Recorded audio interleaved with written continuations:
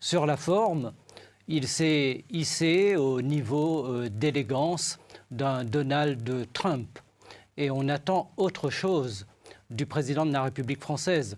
Je suis aujourd'hui à Bruxelles et je peux vous dire que nos partenaires européens, au moment où la France prend d'ailleurs la présidence du Conseil de l'Union européenne, sont particulièrement étonnés par cette forme d'expression qui ne dit rien de bon et qui ne fait pas honneur à notre pays.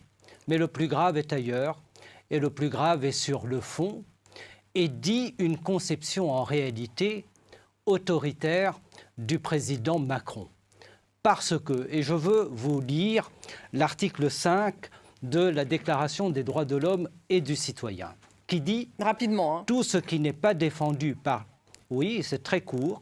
Tout ce qui n'est pas défendu par la loi ne peut être empêché et nul ne peut être contraint à faire ce qu'elle n'ordonne pas.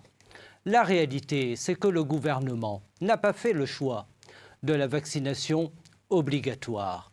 Et il y a la liberté qu'on peut considérer, évidemment, qu'il faut convaincre pour se faire vacciner, mais il y a la liberté de citoyens de ne pas se faire vacciner. Et ceux-là ne peuvent pas être déchus de leur citoyenneté. Et je crois que ce qui est encore plus grave dans les déclarations du président de la République, c'est qu'au fond, il instaure deux catégories de citoyens, les bons citoyens et les mauvais citoyens, ceux qui ont les bons comportements et les mauvais comportements, et cela nous rappelle en réalité la situation dans des pays très autoritaires, c'est le moins que l'on puisse dire, comme la Chine, où on fait la chasse aux comportements déviants et où on note les citoyens en fonction de leur niveau de civisme. Eh bien, je crois que c'est l'entrée en campagne d'un président très autoritaire. Younous Omarjee, donc toujours avec nous, eurodéputé La France Insoumise. Vous allez voter contre ce pass vaccinal, La France Insoumise, hein. Oui, je vous remercie de me donner la parole. Je veux dire que je suis à Bruxelles en duplex et que je ne peux pas intervenir dans le débat. Oui, c'est vrai. Mais bon, vous représentez une force politique qui manifestement s'oppose au pass vaccinal en France.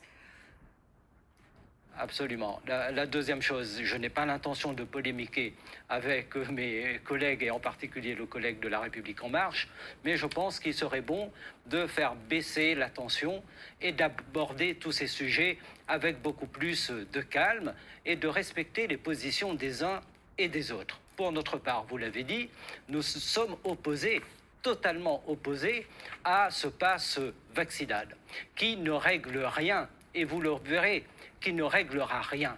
Depuis 2 ans, c'est l'impréparation en tout et la situation ne cesse de s'aggraver. Nous avons fait des propositions que nous avons mis sur la table. Je pense que d'abord, nous devons aussi penser à faire en sorte que les brevets de vaccins soient levés pour qu'on puisse véritablement faire en sorte qu'à l'échelle globale, on puisse également avancer dans la lutte contre l'épidémie, car autrement, fatalement, elle finira par rebondir chez nous. Et bien sûr, comme notre collègue des LR l'a dit, vous avez eu quand même une baisse significative du nombre de lits. Beaucoup de lits ont été fermés, y compris pendant la crise épidémique. Ce que nous disons aujourd'hui, par exemple, une mesure toute simple, donner gratuitement des masques FFP2. Pourquoi ne le fait-on pas ? Le gouvernement se refuse à le faire. Donc il y a une impréparation, il y a toujours des solutions punitives, des punitions collectives qui en réalité aggravent les tensions, aggravent les fractures dans le pays. Et on ne peut pas gouverner avec la peur et une volonté de mettre tout le monde au pas, à l'ordre du président de la République.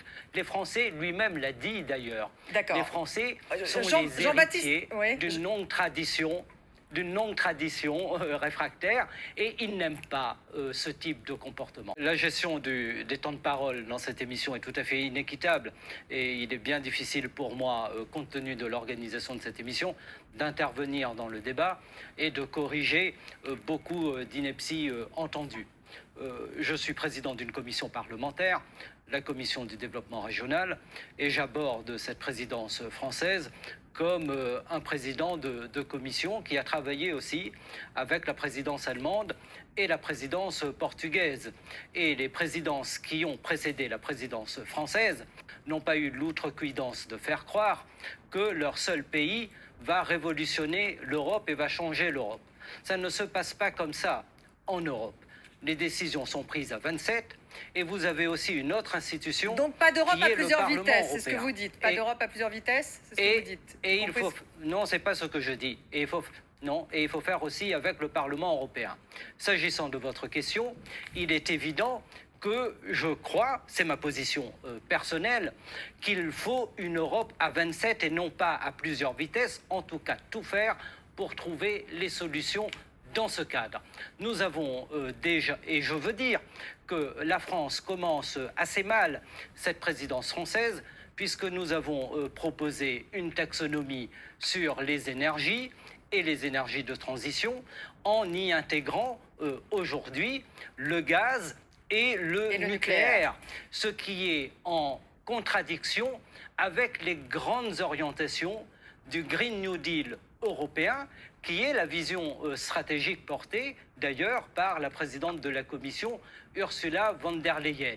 Donc je ne crois pas que ce soit une très bonne manière pour rentrer dans cette présidence française. Et d'ailleurs, le lobbying que la France a fait pour la taxonomie, vous voulez dire, c'est la taxonomie dont vous parlez.